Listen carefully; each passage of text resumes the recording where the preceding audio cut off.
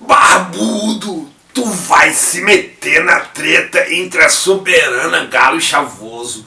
Mas tu vai tomar muita lapada, camarada. Essa você não escapa. Pois é, camarada. E o pior é que os camaradas já fizeram as pazes, se entendendo super bem, e eu tô aqui me metendo na briga deles. Camarada, eu não tô sabendo onde colocar a barba. Essa que é a verdade.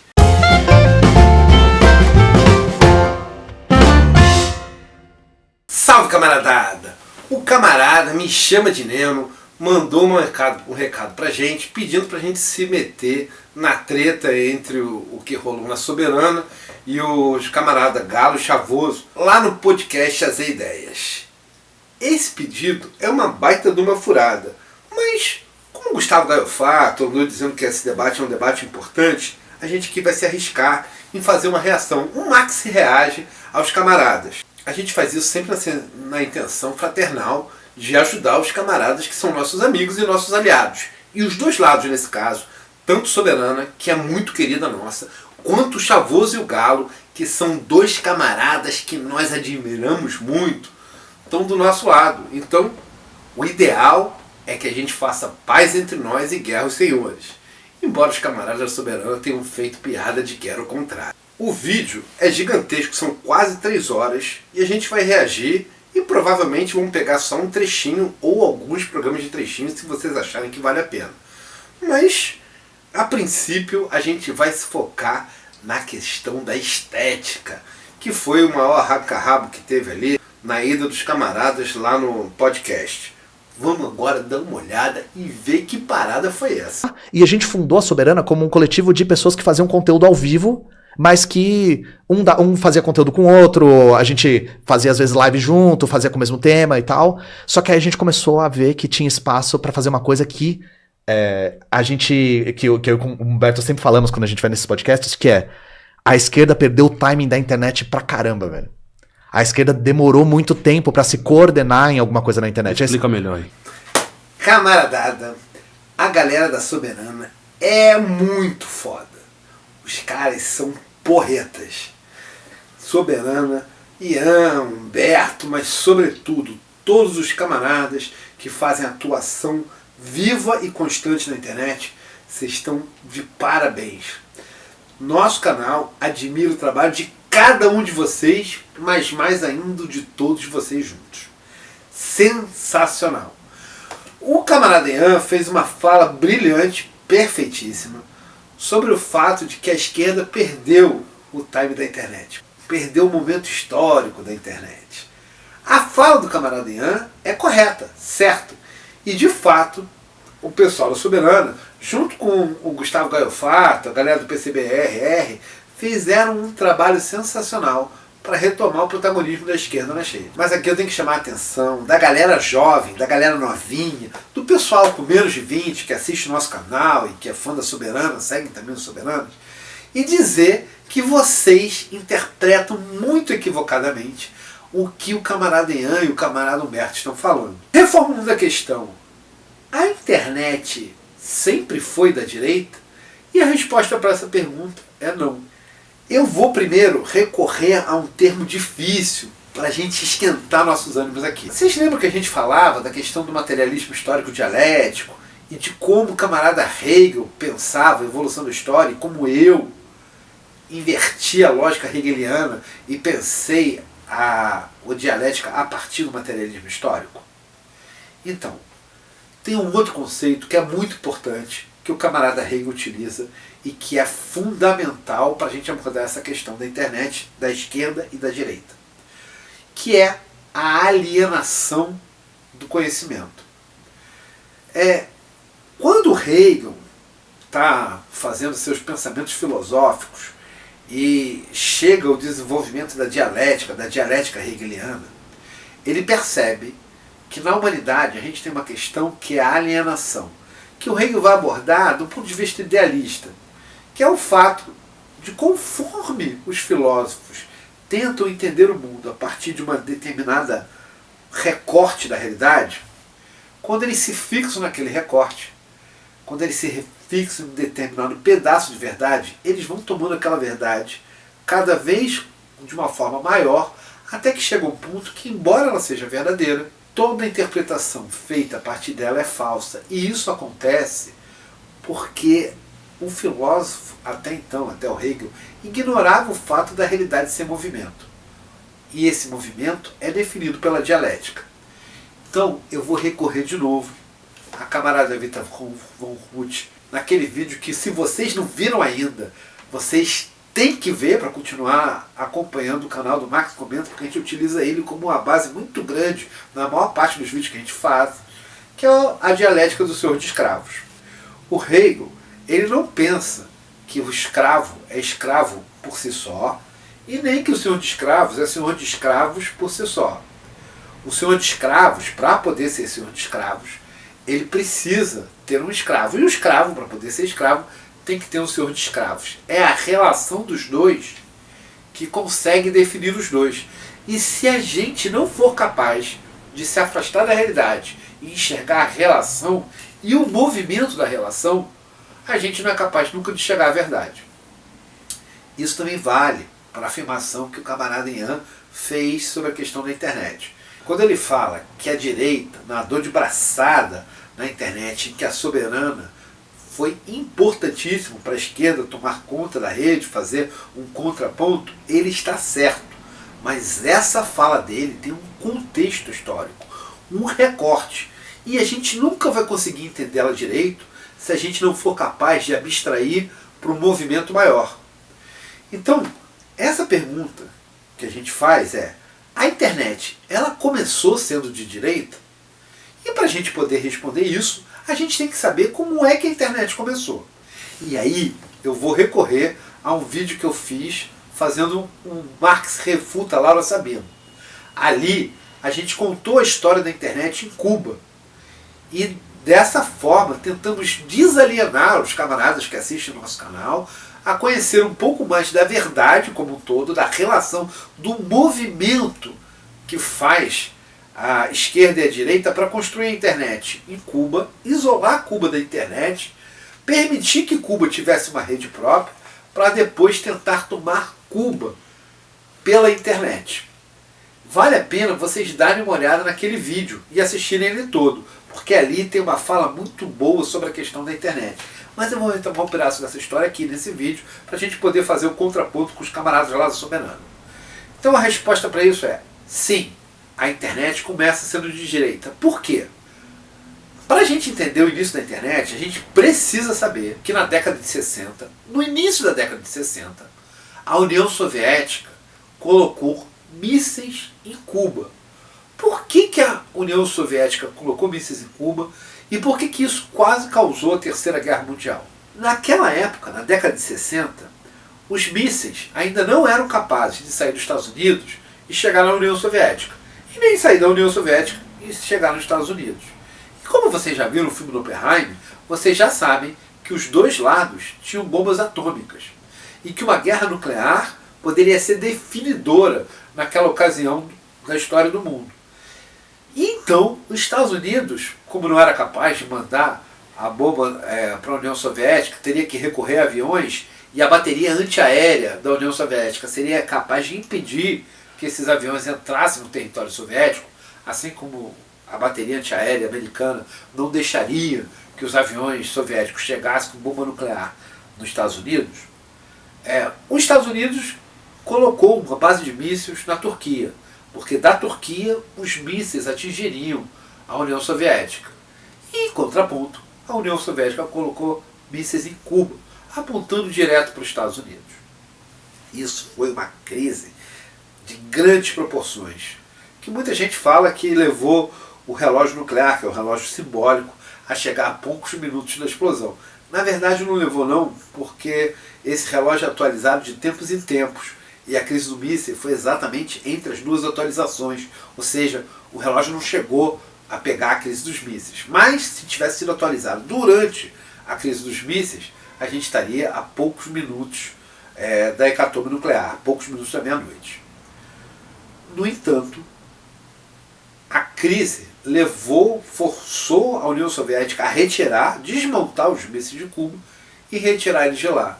Mas os Estados Unidos, a partir dessa perspectiva, continuando a corrida espacial, que na verdade não queria chegar na Lua, mas se chegassem à Lua, um dos dois lados, eles poderiam mandar míssil para o outro lado, e era esse o objetivo maior da corrida espacial. Quando a tecnologia foi caminhando para esse momento, os Estados Unidos, o Departamento de Defesa americano, precisou pensar numa forma de garantir que a comunicação entre os quartéis, as comunicações militares, continuasse ainda que houvessem explosões atômicas que destruíssem pedaços da rede de comunicação. A partir daí, passou-se a pensar num protocolo de rede que fosse capaz de organizar os centros de pesquisa americanos e os centros militares e que pudesse sobreviver, mesmo que parte dessa rede fosse destruída numa guerra. Essa é a origem da internet. A primeira rede que foi feita entre os centros de pesquisas e as instituições militares se chamou ARPA, ARPANET. Mais tarde, no decorrer da década de 70, que foi quando ela foi implementada, ela mudou o nome para DARPA, porque colocaram o D de defesa nela. Essa rede reunia alguns computadores em vários centros de pesquisa americanos, e essa rede se conectava uma a outra, esses computadores se comunicavam um com o outro pela rede de telefonia. E essa rede poderia percorrer qualquer caminho, de modo que se você destruísse parte dos computadores, por exemplo, se uma catástrofe nuclear destruísse parte desses computadores, os computadores restantes que não tivessem sido destruídos poderiam continuar se comunicando, inclusive mandando para os computadores restantes as mensagens que tivessem saído dos computadores destruídos. Esse protocolo inicial foi a origem da internet. A internet nasce tentando dar resposta a isso. Então, claro, ponto pro Ian, a internet nasce sendo de direita. É o Departamento de Defesa americano que cria uma rede de contato entre os computadores. No entanto, assim que essa rede é criada, outras redes similares se espalham pelo mundo. Se cria redes unindo centros tecnológicos, não necessariamente em prol da defesa dos Estados Unidos. E é aí que a esquerda toma conta da rede. Por quê? Porque os camaradas que entraram nessas redes eram camaradas dos centros de pesquisa. Uma boa parte deles estudantes, boa parte deles estudantes anarquistas, que eram contra o sistema fascista que existia em vários países, ou sistemas que tendessem à direita ou à extrema-direita, e tinha um perfil de esquerda. Um perfil de esquerda que não era comunista, que nem o da Soberana, mas que era anarquista, contra o status quo. E foi assim que no começo da rede, no começo da internet, muitos hackers anarquistas quebravam protocolos de segurança, invadiam espaços e tentavam tornar a internet um ambiente público, um ambiente de todos, com troca de arquivos, com troca de áudios, com troca de cultura, com troca de diversas formas de conhecimento desenvolvidas pela sociedade, mas que eram fechadas nos departamentos de pesquisa. A internet, portanto, de cara, tem um perfil dominado pela esquerda, embora, claro, nesse momento ainda não se chamasse internet. A gente está falando ali da década de 70 e década de 80. São redes, algumas delas, em escala nacional, mas que não se comunicam mundialmente.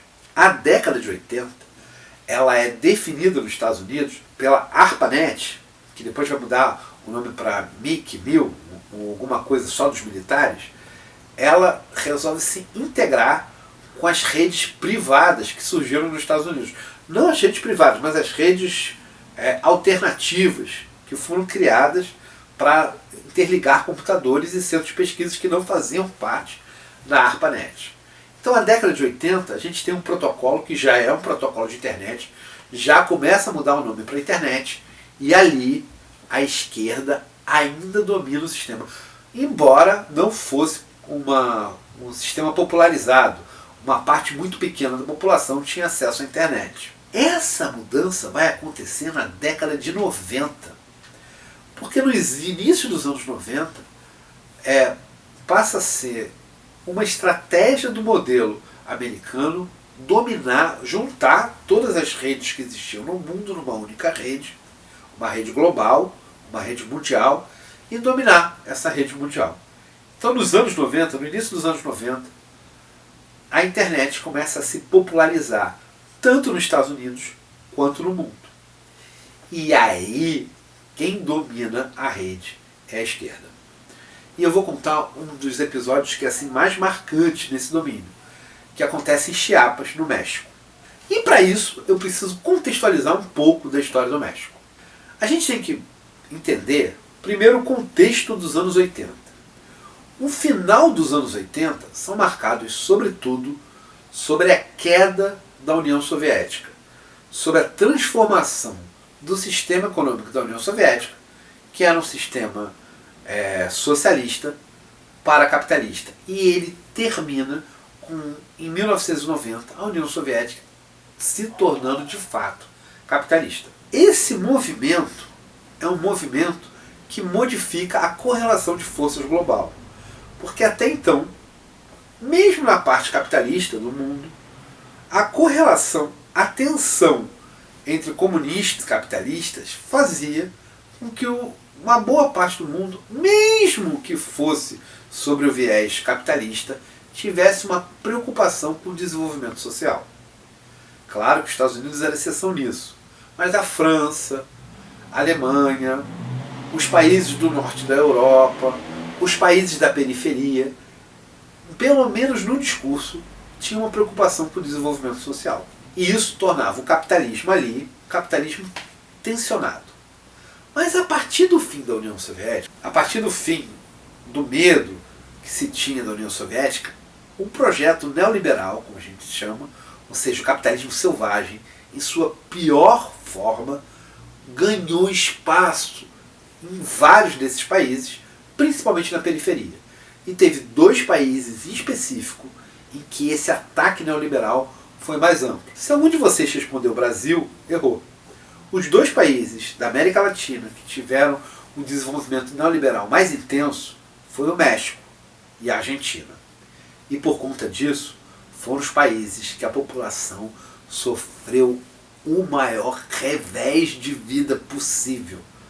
Na Argentina, chegou-se ao cúmulo de não ter praticamente nada. E o México passou uma depauperização pela privatização da maior parte dos bens públicos, que levou a população a um estado de miséria muito grande. E assim, ali nos inícios dos anos 90, no México, surge um exército revolucionário.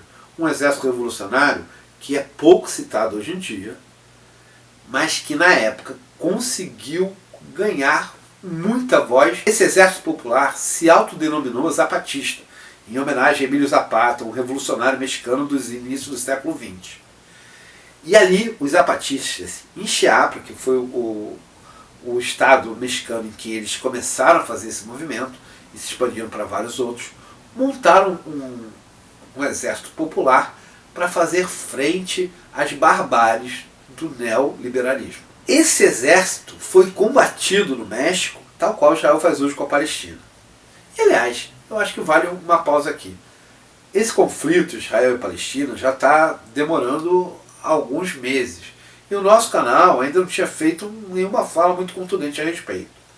Vamos continuar sem fazer, porque a gente está aqui reagindo aos camaradas Ian e Humberto, mas a gente vai fazer essa breve pausazinha e colocar 3 vídeos de 3 camaradas diferentes. Um árabe defendendo a questão da Palestina, um judeu defendendo a questão da Palestina e uma sionista autodeclarada defendendo a questão de Israel. Eu quero que vocês assistam os 3 áudios, os 3 vídeos, e coloquem lá nos comentários desse vídeo qual vocês acham que deve ser a posição do nosso canal e o que vocês querem ver nos próximos episódios sobre esse assunto. Eu já dou uma pré-dica para vocês de que eu tenho uma obra muito boa que pode ajudar a gente a entender isso, chamada Questão Judaica. Porque a minha família é de tradição judaica. E aí vocês aproveitam e colocam lá nos comentariados se vocês acham que eu estou do lado de Israel ou se eu estou do lado da Palestina. Olá, sou o Walid Rabah, presidente da Federação Árabe Palestina do Brasil. Estou aqui para levar um apelo a todos e todas vocês. Pedir que saiam às ruas em todo o Brasil, neste final de semana e em todos os dias que puderem, para que detenhamos o genocídio em andamento contra o povo palestino na faixa de Gaza, promovido pela máquina de extermínio de Israel e dos Estados Unidos, seu aliado e provedor. Basics of Jewish belief. Jews are forbidden to create a sovereign homeland for themselves. We are in exile by divine decree and commanded by the Almighty to be loyal citizens in the countries where we reside. Killing, stealing, occupying another's land, or oppressing an entire people is totally forbidden in Jewish religion. The state of Israel is illegitimate and criminal. It is a rebellion against God and a violation of the Jewish religion. E o título desse artigo é Racismo Sionista. Comentarista da Band fala que os palestinos são animais e não existem inocentes em Gaza. A comentarista fez a fala de ódio sionista, defendendo o extermínio de palestinos durante a hora israelita. Pois bem, aqui eles usam o termo sionista como se fosse um insulto. Para mim, é uma medalha de honra. Sou 1000% judia e sionista, para quem não sabia.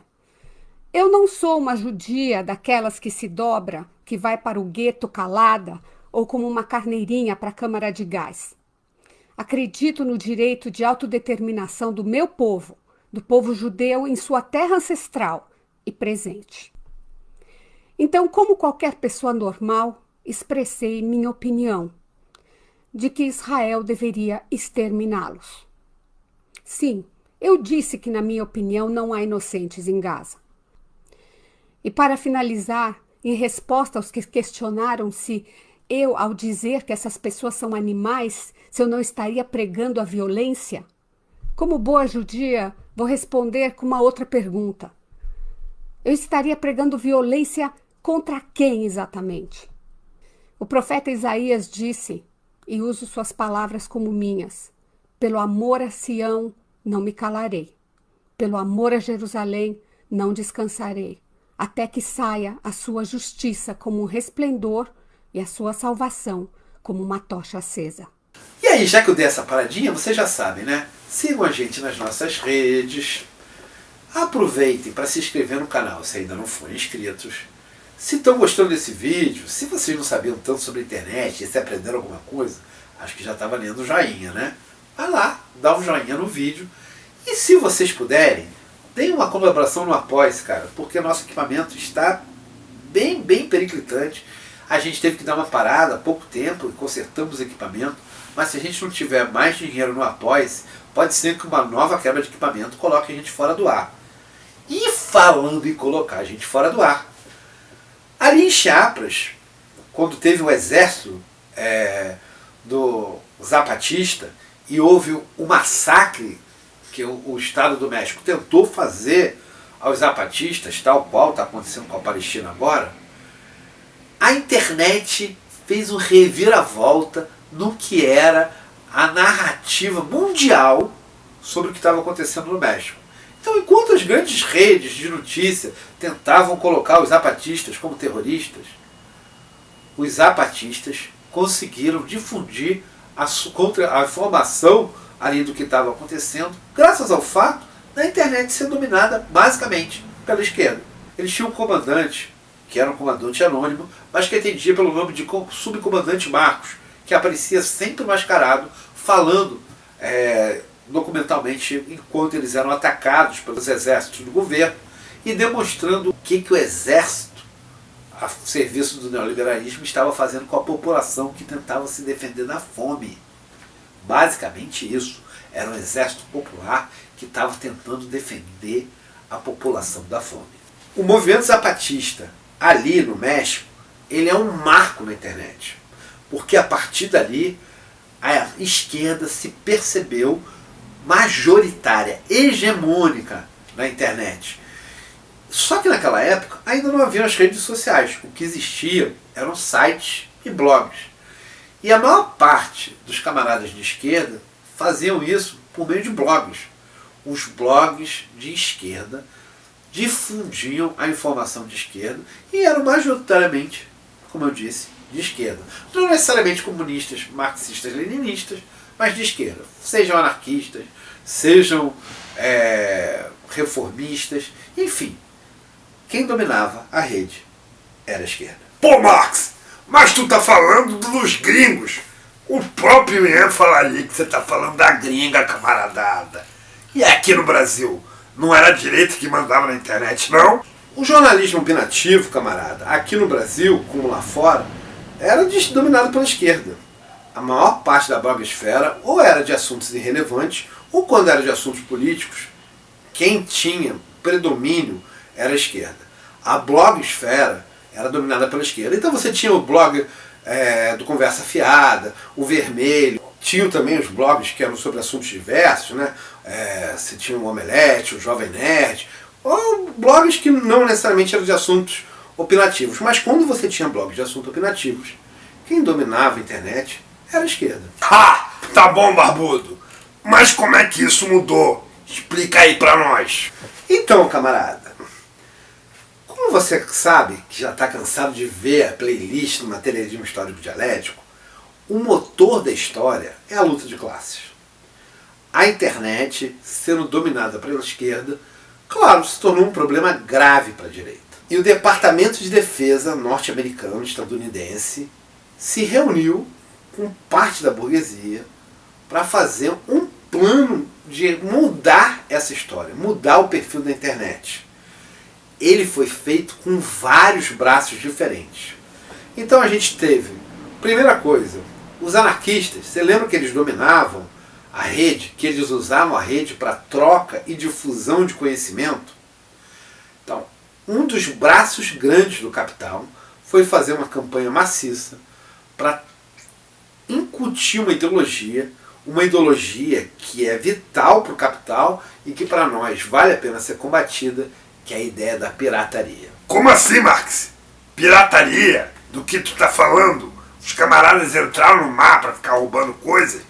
Barbudo, tu tá se perdendo nessa história, hein? Não, camarada, não. Mas preste atenção. Até os anos 90, as indústrias e a população em geral tinham a questão da pirataria como algo não existente. Então, assim, qualquer pessoa que comprasse um disco de vinil, ou mesmo um CD, e gravasse fitas cassetes para emprestar ou doar para os amigos, isso não era considerado pirataria. Isso era considerado uma difusão de conhecimento e de cultura. Então, quando surge a internet, esse mesmo perspectiva, essa ideia de que as pessoas podiam trocar músicas antes feitas em VHS, passou a ser feito como um bloco de dados que ia pela internet. E as pessoas passavam a ter acesso a filmes, músicas, rádios que nunca tinham visto na vida. Então, assim, a galera anarquista, a galera autonomista fez a festa na rede. E o sistema americano e depois o sistema global teve que fazer uma campanha mundial para tornar crime, a ideia de crime, algo que não estava na cabeça dos trabalhadores. A ideia de que você podia fetichizar a cultura. Que a cultura, que é um patrimônio universal da humanidade, tinha que ser intermediada pela figura da mercadoria. Isso é um dos braços. Um outro braço muito forte que foi feito ali no início dos anos 2000 é a automação dos sites de buscas. Até os anos 2000, os sites de buscas eram feitos manualmente. Então você tinha o KD, o Yahoo, enfim, vários sites de buscas com pessoas trabalhando nele que iam categorizando os sites, os blogs, para as pessoas poderem navegar e encontrar as coisas na internet. Até que surgiu a figura do Google. O Google usou inteligência artificial, verdade seja dita, para automatizar isso. E assim ele virou um repositório mundial de todos os sites. E ele passou a monopolizar as buscas na internet. Isso tem um efeito muito importante para a gente tirar a esquerda da internet. Primeiro, de começo, ele era só um concorrente dos outros. Assim que ele se mostrou mais rentável, porque tinha menos pessoas trabalhando e ele conseguia indexar muito mais sites do que os outros, ele passou a gerir publicidade. E aí os blogs de esquerda começaram a colocar o robô do Google dentro de seu site voluntariamente, porque o Google passou a pagar dinheiro com anúncios, com cliques, para cada um dos sites. Parecia uma ideia excelente, mas o Google foi mapeando os sites e ele ia ranqueando eles na busca. Quem aparecia primeiro, segundo, terceiro, quarto, quinto. Até que todos os sites e todos os blogs se tornaram dependentes do Google. Nesse momento, o Google passou a excluir aleatoriamente, não muito aleatório, mas por sua própria vontade de forma arbitrária, os sites que ele não queria que fossem encontrados nas buscas. E aí você tem vários fóruns na internet, que era uma segunda ferramenta feita pelos camaradas de esquerda para tornar a internet horizontal, desesperados porque não entendiam com que critérios eles eram excluídos da busca do Google e eles não tinham nenhum lugar jurídico ao qual recorrer. Eles estavam simplesmente excluídos como forma de mídia. Evidente que os sites de esquerda que já tinham renome não conseguiam ser destruídos com esse artifício do Google e o Google tinha que utilizar ele com uma certa parcimônia. Mas os blogs menores foram aos poucos e paulatinamente sendo cortados. Mas aí entra uma segunda estratégia do governo americano e do sistema de defesa, que foi a criação da Web 2.0 e a criação das redes sociais. E as redes sociais se tornaram um problema, porque os produtores de conteúdo que antes produziam para os seus blogs, quando perceberam que os blogs estavam sendo excluídos do Google, e no final, perto do período final, o Google simplesmente botou uma regra, de fato, excluindo os blogs, falando assim, com todas as letras, os blogs aparecerão por último no sistema de busca, no sistema de busca automatizado do Google. Nesse momento, todos os blogueiros de esquerda migraram para as redes sociais, que começaram a surgir a partir de 2005, 2006, 2004. E a primeira delas, que mais aglutinou a população, foi o Facebook. Quando os camaradas de esquerda foram para o Facebook, o alcance orgânico, sabiamente, do Facebook, ele era sem barreiras. De modo que a esquerda continuou dominando a rede e pautando todos os debates.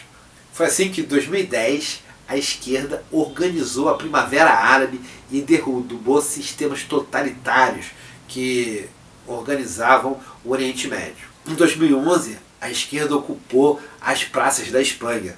E no final do ano de 2011, ocuparam até os Estados Unidos. O Occupy Wall Street. Os movimentos anarquistas e também os movimentos comunistas convocando a população a ocupar a principal rua dos Estados Unidos, a Wall Street, e assim balançaram ali os alicerces do capitalismo. E em 2013 tivemos o mesmo evento acontecendo no Brasil, de costa a costa, todas as cidades se colocando nas ruas contra o projeto neoliberal que vinha destruindo os interesses da classe trabalhadora. Percebam que até esse ponto ainda era a esquerda quem dominava a internet. Mas a partir de 2013 e 2014, o Facebook passou a colocar barreiras, criar bolhas, manipular o algoritmo para não deixar que as mensagens de esquerda circulassem livremente como circulavam antes. Mas a esquerda ainda era predominante no Facebook. E a extrema-direita, para poder se inflar, ela precisou atacar os perfis de esquerda que haviam na rede. E foi assim que no Brasil os primeiros movimentos da extrema-direita conseguiram ganhar visibilidade, atacando as grandes páginas que eram páginas de esquerda. O Brasil conseguiu organizar pela internet a Marcha da Maconha e a Marcha das Vadias em escala nacional, além do que eu já falei de 2013. Então, até esse ponto, quem dominava a internet era a esquerda. Então, até 2015, quem dominava a internet era a esquerda. Mas a partir de 2015, o Facebook foi derrubado propositalmente e as novas redes que surgiram, mesmo as que eram anteriores e começaram a tomar o espaço do Facebook, se organizaram pela extrema-direita por um desejo do grande capital que manipula os algoritmos. Os algoritmos que permitem a difusão da informação são manipulados pelas empresas que guardam eles em 7 chaves. A gente não sabe exatamente como é que eles fazem para escolher esse vídeo para ser divulgado e aquele outro não. A internet hoje é um espaço privado e ela atende aos interesses da burguesia, da alta burguesia. E é por isso que os sites de esquerda foram destruídos, impedidos de organizar-se e atingir a sua plenitude, enquanto os sites da extrema-direita ganharam tanta visibilidade. Tá, Barbudo, mas então explica aí pra gente. Como é que os camaradas da Soberana estão conseguindo e o resto da esquerda não? Os camaradas da Soberana, eles não só produzem um conteúdo muito bom, excelente, como eles ainda aprenderam a organizar uma boa parte da militância da Soberana para atuar nos algoritmos. Eles entram nos comentariados, fazem comentários, intervêm com vídeo, chamam as pessoas para assistir a live ao vivo e graças a isso a Soberana está quebrando a resistência dos algoritmos e conseguindo difundir o conteúdo dela. E isso é sensacional. Somos admiradores incontestes do Chavoso, do Galo e somos fãs de carteirinha da Soberana. Todas as críticas que fizemos é para a gente avançar na luta, mas é com a Soberana que a ocupação coletiva da internet vai ser possível. Camaradas, até a vitória! Sempre!